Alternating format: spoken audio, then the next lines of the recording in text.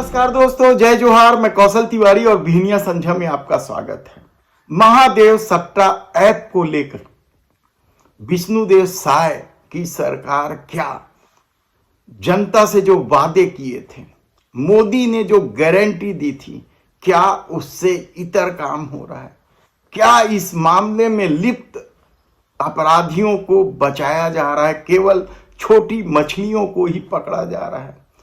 क्या washing machine बन चुकी है इस मामले को लेकर विष्णुदेव साय सरकार? यह सवाल इसलिए उठाए जा रहे हैं क्योंकि जिस तरीके से एसीबी और ईओडब्ल्यू ने चालान पेश किया है वह कम चौंकाने वाला नहीं है। अब तक राज्य में और राज्य से बाहर 300 से अधिक गिरफ्तारी हो चुकी। कई व्यापारी वर्ग के लोग भी इस मामले में गिरफ्तार होकर जेल की सलाखों में हैं। सबसे हैरानी की बात तो यह है कि इस मामले को लेकर ईडी ने जो सवाल उठाए थे या ईडी ने जो दावा किया था, ईओडब्ल्यू और एसीबी की टीम वैसा कुछ नहीं कर पा रही है। तो क्या बड़े अफसरों और राजनेताओं को बचा लिया गया है? यह बेहद ही महत्वपूर्ण सवाल है क्योंकि इस मामले में जिस तरह के बड़े अधिकारियों, पुलिस विभाग के बड़े अधिकारियों के नाम खुलकर सामने आए थे, केवल सिपाही हवलदार जैसों पे कार्रवाई की गई जो पैसे इधर से उधर पहुंचाते थे, लेकिन जिनका प्रमुख संरक्षण था इस पूरे मामले में, वे अफसर क्या बचा लिए गए हैं? क्या उन्हें फिर से मलाईदार पदों पर बिठाया जा चुका है? या क्या उन अफसरों से जो सेटिंग पूर्ववर्ती सरकार की बताई जा रही थी, उस तरह की सेटिंग वर्तमान सरकार ने कर ली है?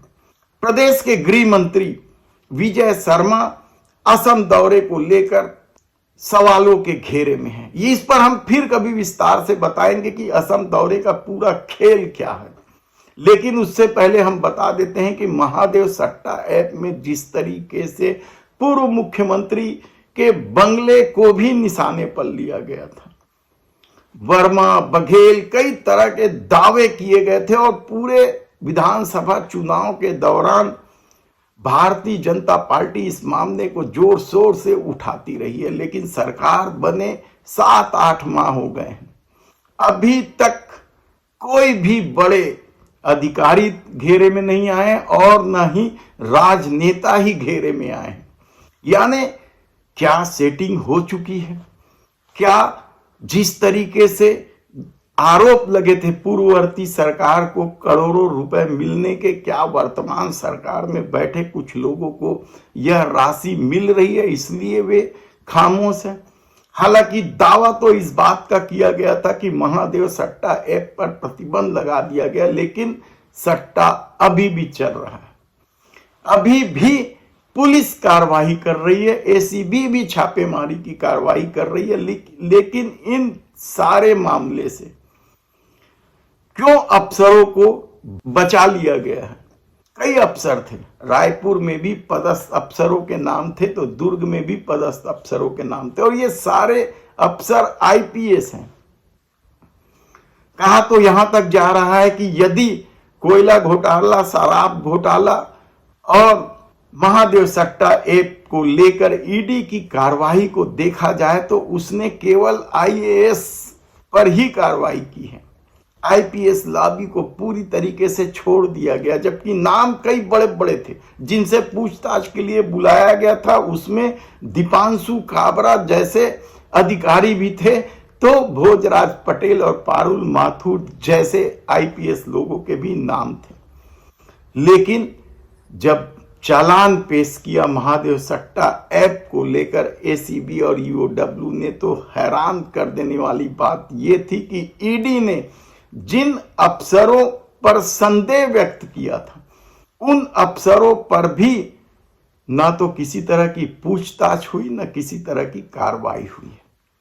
जिन राजनेताओं के नाम लिए गए थे, पूर्व मुख्यमंत्री के बंगले को ही घेरे में लिया गया था, कई बड़े बड़े नाम थे उसमें, पूर्व मुख्यमंत्री के सलाहकारों के भी नाम थे। लेकिन अब क्या ये कार्रवाई केवल छोटी मछलियों तक ही सिमट गई है? हम आपको विस्तार से बताएंगे। हमारी टीम पूरी लगी हुई है कि अब महादेव सट्टा ऐप को लेकर विष्णुदेव साय सरकार की भूमिका क्या है और गृह मंत्री विजय शर्मा किस तरीके का खेल खेल रहे हैं।